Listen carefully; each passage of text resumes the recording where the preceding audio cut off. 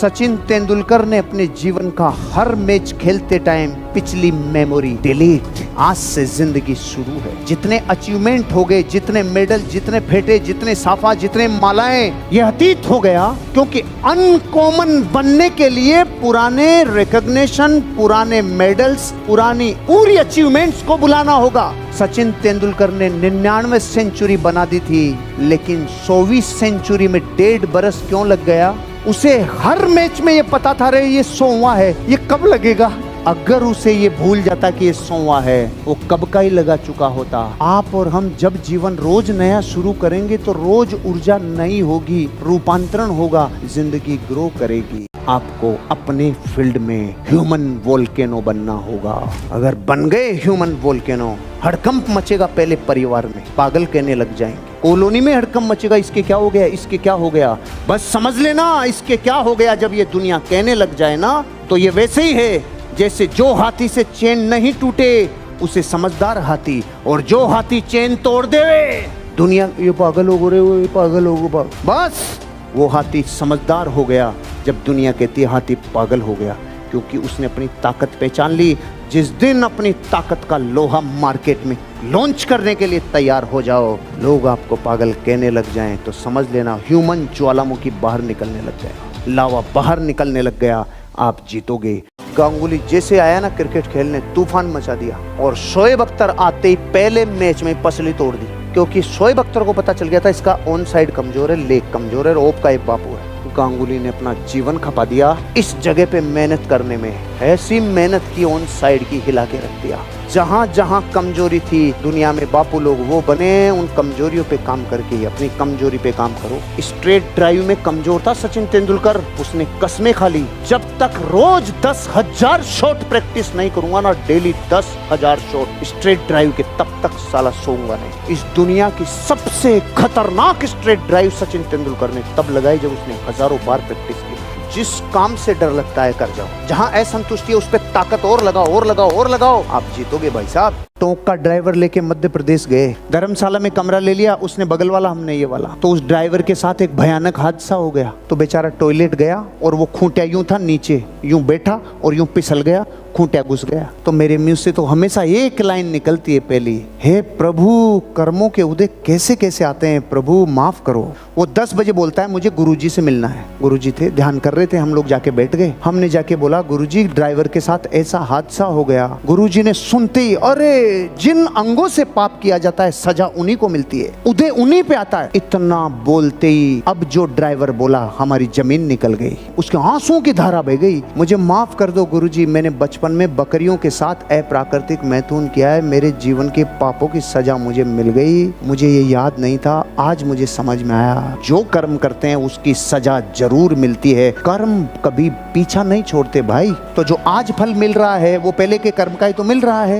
इमोटो मसारू नाम का जापानी एक वैज्ञानिक था, उसने देखा कि दुनिया में पानी की इतनी वैल्यू क्यों है, हर जगह पानी पानी। उसने रिसर्च करके पता किया पानी का अंतिम मॉलिक्यूल इस शरीर के 70% पानी के मॉलिक्यूल से प्रभावित होता है, एंटेंगल्ड रिलेशनशिप होती है। इस बाहरी पानी अंदर जाए, इससे बाहर की ऊर्जा को अंदर की ऊर्जा से लूप डलता है। उसने कहा अफर्मेशन करो पानी के साथ, जब जब पानी पियो तो जो हुआ नहीं है वो हो चुका है, उसका परमात्मा को धन्यवाद दो। हे प्रभु तूने अच्छा बंगला दे दिया मुझे, दिल से धन्यवाद, फिर पानी पियो। हे प्रभु इतनी अच्छी गाड़ी सोची थी, आपने उससे भारी दे दी, थैंक यू। ये बोलकर उस पानी को अफर्मेट करना और फिर पी जाना, बाहर की ऊर्जा को अंदर की ऊर्जा से लूप में डालता है। आप पानी के साथ अफर्मेशन करो। कौन सी चीजें हैं जो आपको सीमित करती है, जो रोकती है? किसी को नौकरी रोकती है, किसी को आसपास का माहौल रोकता है, किसी को बैकग्राउंड रोकता है, किसी को समाज, किसी को सोसाइटी, किसी को दोस्त, किसी को रिश्तेदार, किसी को नैरो माइंड, किसी की लो एजुकेशन। आपको कौन सा रोकता है?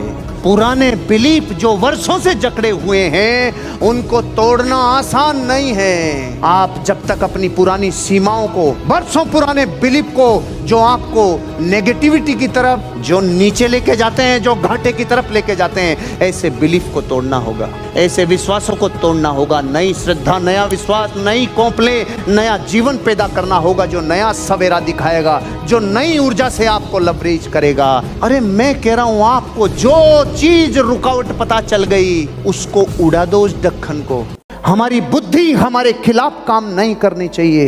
ये लाइन को समझने में बरस लग जाते हैं। 24 घंटे में हमारी आत्मा कभी सोती नहीं है। आत्मा ज्ञान है, ज्ञान ही बुद्धि है, सबके पर्यायवाची शब्द हैं। हमारी बुद्धि जागती है। ऐसे टाइम पे एक बार अगर आपने बुद्धि को अपने खिलाफ लगा लिया, यार मेरे से तो अब नहीं होता दिखता है, मेरा बिजनेस में तो ग्रोथ नहीं है, मेरा परिवार भी सही नहीं चल रहा, मेरा कर्जा भी बढ़ रहा है, मेरी चीजें ग्रोथ नहीं कर रही हो, बंदूक का मुंह उधर की तरफ नहीं करके खुद की तरफ करना, तो पता है फिर क्या होगा? आदत लग जाएगी इस बुद्धि को और ये बार बार आप अपनी तरफ आएगी।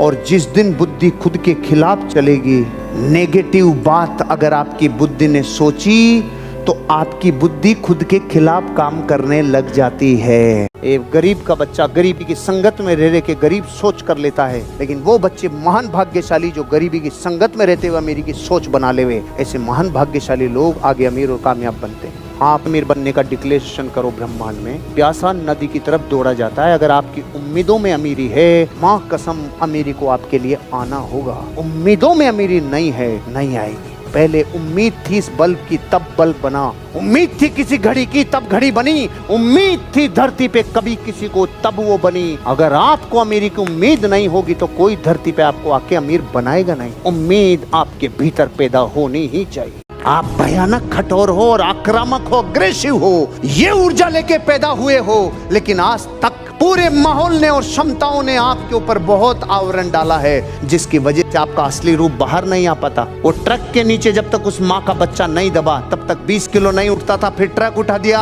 जब तक वो गर्भवती माँ गर्भवती नहीं हो तब तक 9 डेसिबल से ऊपर का दर्द सहन नहीं कर सकती, और बच्चे को जन्म देते टाइम 12 डेसिबल दर्द सहन कर जाए। जिस दिन क्षमता जागती है, हजारों लाखों लोगों को लीड कर पाते हो। आप तो जन्मजात आक्रामक है और कठोर है। फिर ये गुलामी की जंजीरें कैसे आ गई? फिर डर कहां से आ गया? फिर ग्रोथ क्यों नहीं हो रही कामयाबी की? जबकि आपका असली नेचर ये है, आपके सबकॉन्शियस माइंड में जो फीडिंग है अगर वो नेगेटिव है तो प्रकृति हर 1 महीने में 2 महीने में कोई ना कोई रुकावटें पैदा करेगी। आप रुकावटों से पीछे हट जाएंगे। अगर आप अपने जीवन के भविष्य को बनाना चाहते हो तो वर्तमान की कुछ कुछ चीजों की आहुतियां मांगती है कामयाबी। अगर आपने अपने जीवन में बार बार ये किया कि मैं सफल होऊंगा कि नहीं होऊंगा, होऊंगा कि नहीं होऊंगा, मतलब अपने ऊपर डाउट पैदा किया, तो आप बार बार करने वाली चीजें ही धारण करते हैं। पूरी दुनिया जिस आदमी की कामयाबी की तरफ जाता है उसको लोग कहते रहे तू रहने दे रोए, और जितनी चादर है ना उससे बाहर मत निकले। अगर आपने भी सपोर्ट किया, हाँ यार सही कह रहे हो तुम यार, मैं साला चादर के चक्कर में बहुत ज्यादा बाहर निकल गया था, लेकिन आप बार बार ऑटो सजेशन देंगे अगर धरती पे एक भी आदमी अमीर और कामयाब बना है तो मैं भी बनूंगा। अगर एक भी व्यक्ति ने आपको जबरदस्त ऊंचाइयों पे लेके गया है तो मेरी भी उड़ान ऊंची होगी। जब आप ये बार बार और रोज रोज करते हैं तो आपकी जिंदगी में आप एक दिन वो बन जाते हैं जो आप बार बार करते हैं। हिला देने वाली मेहनत, रोबस्ट मतलब होता है विकराल, जबरदस्त मेहनत करनी होगी अंतिम क्षण तक। दुबई के मालिक, उसके बेटे ने एक सिद्धांत दिया है, जिसने दुबई बनाई ना उसके बेटे ने, उसने कहा है जिस कमरे में आप 5 लोग बैठे हो और आप उनमें सबसे इंटेलिजेंट हो, सबसे अमीर हो, उस कमरे को अगले आधे घंटे में छोड़ दो। आप जिनकी संगत में रहते हो, जिनके साथ रहते हो, अगर वहां आप सबसे इंटेलिजेंट हो, सबसे ऊर्जावान हो, आप उस जगह को छोड़ दो, क्योंकि आपके लिए जिंदगी में सीखने के लिए वहां पर अब कुछ नहीं बचा। अगर आप पैसा नहीं कमा रहे हो ना तो अभी आप समझ लो आपने दुनिया को देखा ही नहीं। जिनसे अपने कंपेरिजन कर रहे हो ना, आपको मजा नहीं आएगा। कंपैरिजन बापुओं से करो और वो करने के बाद आपको समझ में आएगा मेहनत कैसी करनी चाहिए। जब तक प्राण ऊर्जा पूरी सुबह से रात तक पूरी नहीं खो जाती ना, तब तक अपने आप को खपाओ।